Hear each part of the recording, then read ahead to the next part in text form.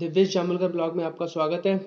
आप सभी को पता है कि ट्रेनिंग ऑफिसर के पेपर चल रहे हैं और अभी तक जितने भी पेपर हुए हैं उसमें जो भी लोग टेक्निकल का पोर्शन देख कर के आए हैं उससे काफ़ी खुश नहीं है। स्पेशली डीजल मैकेनिक के पेपर में देखा गया था तो इलेक्ट्रॉनिक्स और इलेक्ट्रिकल से ज़्यादा पूछ लिया था। कुछ एक दो क्वेश्चन उन्होंने ईडी मैथ्स एंड ड्राइंग से ही पूछ ली थी, जैसे पेंसिल से रिलेटेड। तो अब जो मेन टेक्निकल ब्रांच है फिटर, जिसके लिए पोस्ट भी ज़्यादा हैं और सबसे ज़्यादा फॉर्म भी भरे गए हैं इन बाकी टेक्निकल की अपेक्षा। तो आज मैं फिटर के बारे में बताने वाला हूँ कि आपको बेसिकली किन पोर्शन पे ध्यान देना है। और एक चीज़ मैं आपको बता देता हूँ कि अगर आप नेट के माध्यम से किसी वीडियो के माध्यम से यूट्यूब में अगर आप एमसीक्यू लगा रहे हैं तो आपका समय ज़्यादा लगता है, क्योंकि उसमें होता क्या है, जब वो एमसीक्यू लिखाएगा बोलेगा फिर आप देखोगे उसमें आपका टाइम लगेगा। इससे बेहतर है कि आप एमसीक्यू डाउनलोड करिए, किसी कोई बुक खरीद लीजिए और बुक से पढ़िए, इंस्टीड ऑफ कि किसी यूट्यूब पर अपना समय स्पेंड करने से ज़्यादा बेहतर होगा कि आप बुक या फिर किसी पेन पेपर वाले नोट से पढ़ लें। तो आज जो फिटर की जो मेन थ्योरी का पोर्शन है मैं उसके बारे में बता दूं कि सबसे पहले आप लोगों को पढ़ना है टूल्स और इक्विपमेंट्स।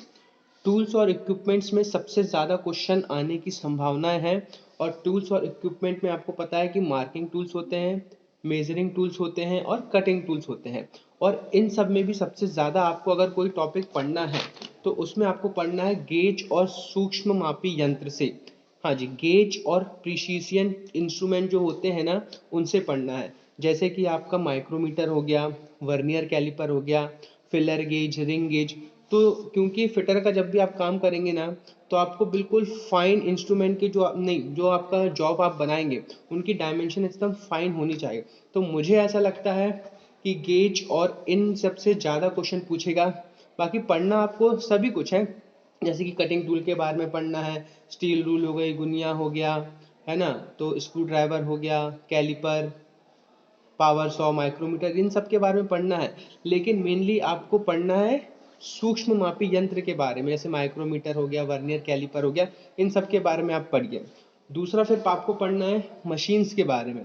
मशीन्स में आपकी सबसे इंपॉर्टेंट मशीन आपको पता है, लेथ मशीन, ड्रिल मशीन।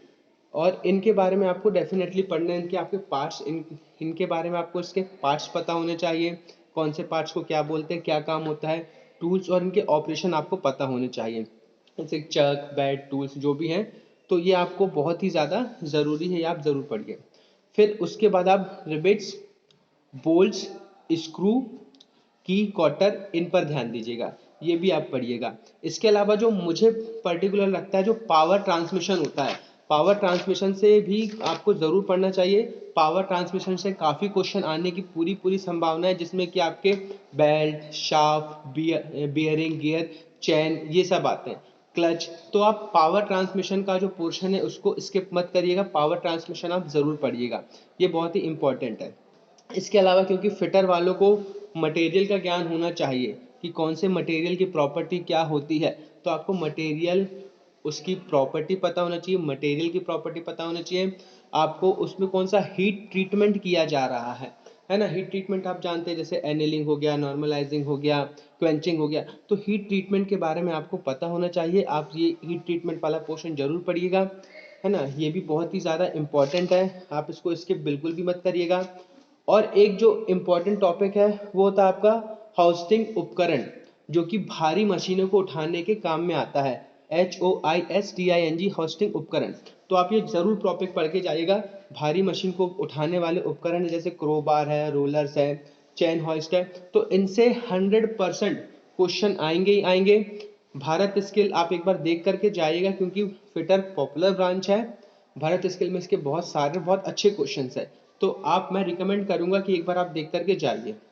तो ये जो टॉपिक मैंने बताए हैं आपको, वो टॉपिक आप देख करके जाइए। अगर थोड़ा सा आपके पास एक्स्ट्रा टाइम बचता है तो प्यूनिमेटिक्स जो होता है, वायवीय उपकरण जो होते हैं, कंप्रेसर वगैरह, तो ये आप देख करके जाइए। बट इसके पहले जो जितने भी मैंने आपको टॉपिक्स बताए हैं वो आप ज़रूर देखिएगा, ये बहुत ही ज़्यादा इंपॉर्टेंट टॉपिक है, इनसे क्वेश्चंस आने की संभावना बहुत बहुत ज़्यादा है। और एक चीज़ का डिस्कशन मैं और करना चाहता हूँ आपसे कि देखिए, जो क्वेश्चंस इजी आने वाले हैं वो तो हर कोई कर लेता है। अगर हम सेलेक्ट होना चाहते हैं तो हमको ऐसे क्वेश्चन भी बनने चाहिए जो बहुत ही कम लोग अटेम्प्ट कर पाते हैं और जो बहुत ही कम लोग कर पाते हैं। जैसे कि आप देखेंगे कि 60, 70, 80, 85 नंबर तक आ जाएंगे, लेकिन उसके बाद के जो 1 या 2 नंबर जो हमको बढ़ाने हैं उनके लिए हमको थोड़ा सा मेहनत करनी पड़ती है। नॉन टेक की अगर मैं बात करूं तो नॉन टेक का जो स्टैटिक जीके, साइंस, एमपी और जो वर्ल्ड का जीके बहुत ही ईजी आता है। पुराने पेपर्स जितने भी हो गए हैं अभी 3-4, तो आपको समझ में आ रहा होगा। कोडिंग, डी कोडिंग के क्वेश्चन आ रहे हैं, एज, टाइम, वर्क, परसेंटेज, ताश के पत्ते, पासे, ये सब क्वेश्चन आ रहे हैं। तो पुराने क्वेश्चन के टॉपिक से बेसिक्स आप लगा लीजिए, बहुत ही इजी नॉन टेक आ रहा है। टेक्निकल पे बहुत ज़्यादा फोकस करिएगा।